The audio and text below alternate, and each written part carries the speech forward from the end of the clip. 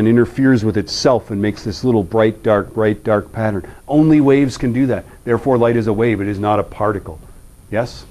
Okay? And then finally, let's say this word. Let's say corpuscular. Corpuscular. Let's all say it. Come on. Corpuscular. Dinadu. Say corpuscular. It'll wake you up. Corpuscular. Now, crepuscular is a different word. It refers to, it's like diurnal, nocturnal, and crepuscular. What do you think crepuscular is? Active in the morning in the dim light, right? Crepuscular is like in between. Yeah? Bats are crepuscular. Isn't that a great word? Corpuscular, though, means made of corpuscles. This is, by the way, when they say marine core, it's really the marine corpuscle. Okay, it's the full thing. Nobody ever says corpuscle because it sounds, I'm just kidding, I'm just joking. I'm joking. Are there any Marines? Okay, good. All right. Okay, and then we've got this, and you already have this, so there we have it. And I think we need some examples. And so the first example is, what is the energy of a 460 nanometer photon? Let's go in a little tighter. There we go. Okay, a 460 nanometer photon. Okay, the energy is what? Well, what? That would be the power. Okay, what I'm going to do, the first thing I'm going to do is I'm going to say H is hc over lambda, right? So it's 6.626, and that's joule seconds, right? Times 3 E8 meters per second. We have 3 sig figs there, right? Then the wavelength is 460 E minus 9 meters. Notice that, by the way, seconds go the way of the bison, meters go the way of the dodo bird, right? And you end up with joules, ultimately, for our units. And if I do this, I get that the answer is 6.626. And put this is your first example. This goes on your little note guide. Just put it in that little space there. You'll have an expert example if I don't mess this up. Okay, whoops. Divided by 460 E minus 9. And that's the best thing to do with nanometers, is just slap an E minus 9 on there. Do a simple text substitution. And I'm getting, okay, hold on. I must get out of engineering mode. Enter. There's a time for engineering mode, but now is not the time. Okay.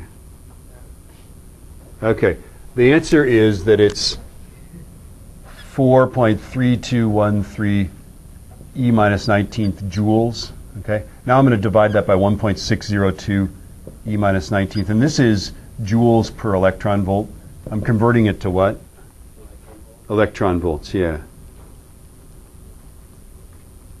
Why am I converting it to electron volts? Because almost always when we talk about photon energies, we talk about it in terms of electron volts.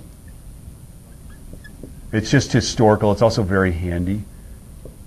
2.7 electron volts. How many sig figs do we have? We had only 2 sig figs, so I guess we'd have to round it to that, yeah? So if they want it in joules, if they want the answer in joules, there's the answer in joules. If they want the answer in electron volts, there it is. Of the two, this is by far the most common and the most useful. Okay? Yeah? What did you say?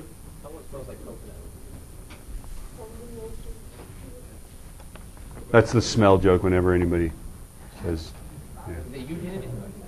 Yeah. Are we ready for the next example? All right. Okay. Now, 460 nanometers is close to the smallest wavelength we can see. This one's got far more energy. So is it going to be a smaller wavelength or a bigger wavelength? Smaller, because it's the small wavelengths that have the high energy, yes? Isn't that right? Yes. Small wavelength, high frequency is the high energy, right? So ultraviolet light gives you a sunburn. Ultraviolet light can destroy a t-shirt in about 2 months. Yeah? Wear a t-shirt outside every day. I know this from being a canoe guide, right? In the sunshine, it'll destroy the fabric of your t-shirt. It'll just fall apart in shreds in about 2 months. What does it do to your skin? I guess your skin can heal, right? T-shirts can't heal. How about gamma rays? Gamma rays are used to sterilize beef. They're so energetic that they kill all living things. They blast the DNA into little fragments. X-rays are somewhere in between ultraviolet and gamma rays, right? They give you X-rays at the dentist, but the person leaves the room. Aren't you all like, no, stay in here with me. Whatever happens to me happens to you. Yeah? Only you get one of those every 2 years. And they do like 40 of those a day. Yeah? Kind of a thing. Yeah, yeah. My mom, when she was little, sized shoes with an X-ray machine. She stuck her feet in an X-ray machine to see her feet inside the shoes. Isn't that incredible? And to be sure, that X-ray machine wasn't a sophisticated imaging device. It was passive. The energy of those X-rays was what was lighting up the screen she could see, for sure. It was like a zinc sulfide screen, and there it was, right? Isn't that amazing?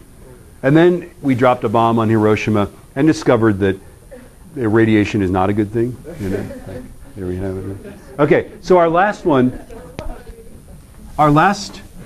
example here is, guys, our last example is going to yield a wavelength much, much shorter than 460 nanometers, yes? Okay, so 13.6 electron volts. The first thing I'm going to do is multiply by 1.602 e minus 19th, and this is joules per electron volt, right? And get this into joules again, right? So 13.6. Okay, and I get that this is 2.1787 e minus 18 joules, right? And then E is hc over lambda. So therefore lambda is hc over E. Yeah? Right, so it's 6.626 e minus 34.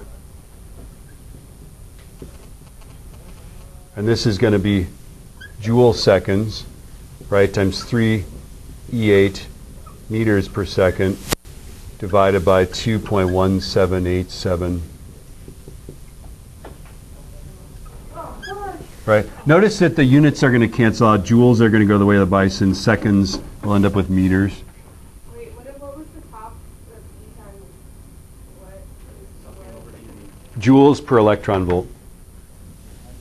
Right. That's our conversion factor.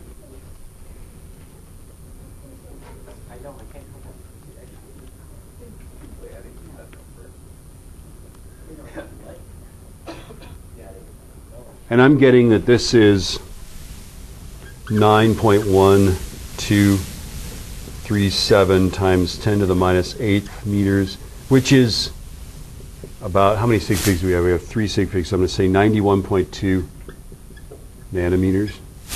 That's the same, isn't it? And it's just customary to put wavelengths like that in nanometers. Yeah. So step one, this is the exact opposite of this one, right? The first thing you do is turn it into joules, and then you use hc over lambda to find the wavelength. Yeah? You guys ready to try that on your own? Oh, yeah. I think you are. No. Example 1, look at how fast you're learning. Man, you're learning fast. Okay, so the first question here is just h times f.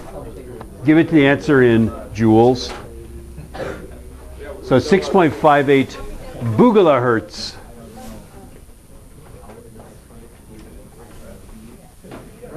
Yeah. I know.